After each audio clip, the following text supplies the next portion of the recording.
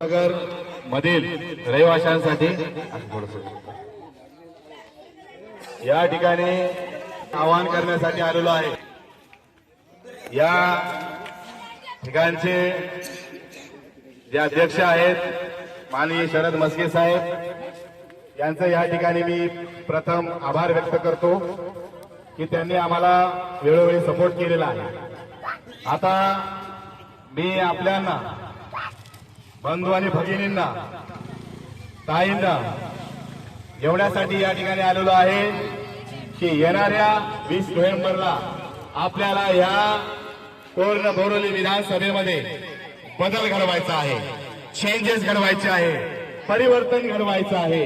आणि आता तुमच्या माध्यमातून आता हे जे प्रस्थापित लोक आहेत हे बिथरलेले आहेत, त्यांना आता भीती वाटू लागलेली आहे की माझा पराभव निश्चित आहे, माझा कधीही हे फारशा पाडू शकतात। हे बहुजन समाजाचे ही औलाद आहे आणि हेच लोक आमचा सत्यानाश करू शकतात हे त्यांच्या लक्षात आलेलं आहे।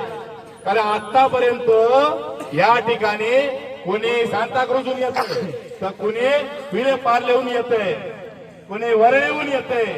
तुमच्या काय बाबाची काय जागीर लागली काही? आता आम्ही गप्प बसणार नाही, आम्ही पण बाबासाहेबांची औलाद आहोत। आता तुम्हाला सोडल्याशिवाय राहणार नाही।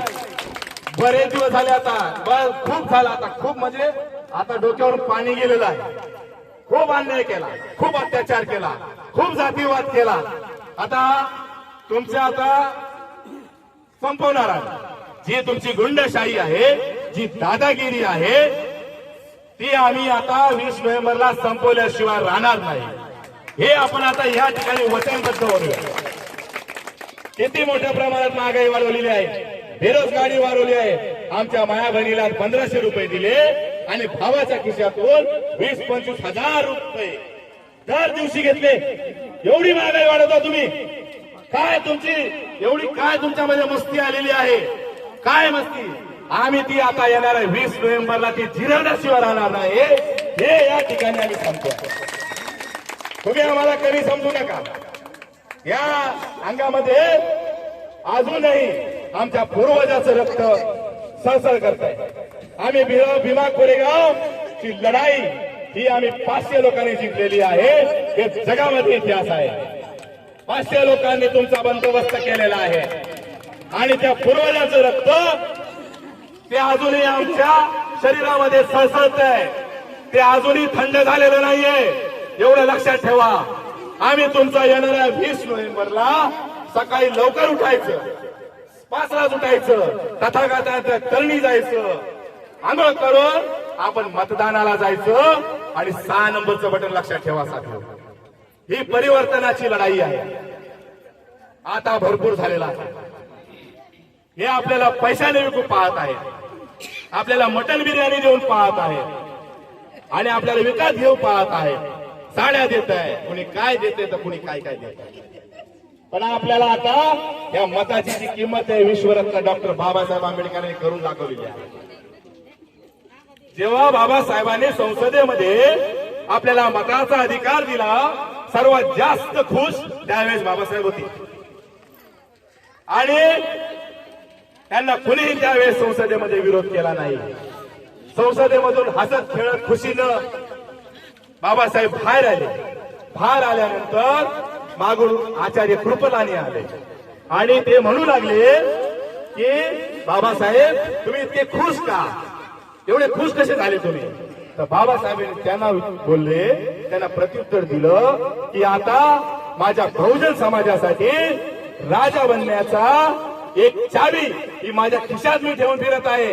मताचा अधिकार मी त्या ठिकाणी माझ्या बहुजन समाजाला दिलेला आहे, राजा बनण्याचा आणि राजा बनवण्याचा। त्याच्यामुळे मी आज खुश आहे।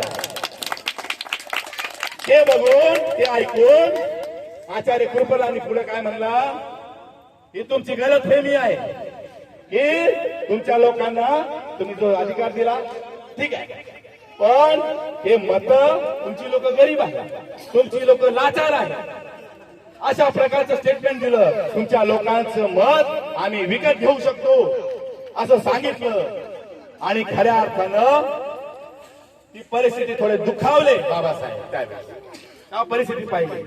मग त्यांना परत एकदा बाबासाहेबांनी उत्तर दिलं की जेव्हा कृपलानी माझं ऐकून घ्या, जेव्हा आमच्या बहुजन समाजाला जेव्हा त्यांच्या स्वतःच्या मताची जेव्हा किंमत कळेल तर तुम्हाला नेस्तनाबूत तुम्हाला उद्ध्वस्त केल्याशिवाय माझा समाज राहणार नाही.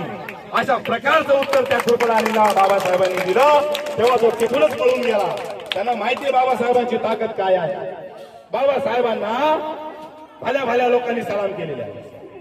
आता त्यांनी जे आपल्याला मताचा अधिकार संविधान कलम 326 नुसार दिलेला आहे त्या मताचं त्यांना भावपूर्ण श्रद्धांजली देण्याची वेळ आलेली आहे. त्यांना मानवंदना देण्याची वेळ आलेली आहे. आणि मी तुमच्यामधलाच गरीब आहे, वंचित घटकातला आहे, भीमनगरला राहत आहे. मला तुमच्या आमच्या सगळ्या झोपडपट्टीची समस्या मला माहिती आहे. यांना काय माहिती, हे माळामध्ये राहिलेली लोक, या इमारतीमध्ये राहिलेले लोक, हे चांगल्या चांगल्या मोठ्या गाड्यातून फिरणारी लोक, ही जी गाडी आहे, हे जे सगळे लोक आहेत हे तुमच्याच पैशातून आलेले आहेत. कुणी 200 रुपये दिले, मी सांगतो त्याचे आभार या ठिकाणी व्यक्त करतो मी. कुणी 200, कुणी 500, कुणी 1000. तुम्ही राहा साहेब उभा, आम्हाला तुमच्यासारखं नेतृत्व पाहिजे. तुम्ही समाजाचं या ठिकाणी भलं करू शकता, तुम्ही समाजाला पुढे नेऊ शकता, समाजाचा विकास तुम्हीच करू शकता. बाकी या आयऱ्या गायऱ्या नतू खेळायची ही लायकीच नाहीये असं समाज करा. अरे साधे हे पाणी देऊ शकत नाही, याची काय अवकाश. लाईट देऊ शकत नाही, गटारची व्यवस्था देऊ शकत नाही, याची अवकाश काय आहे. आमचा भारत देश आमचा आहे.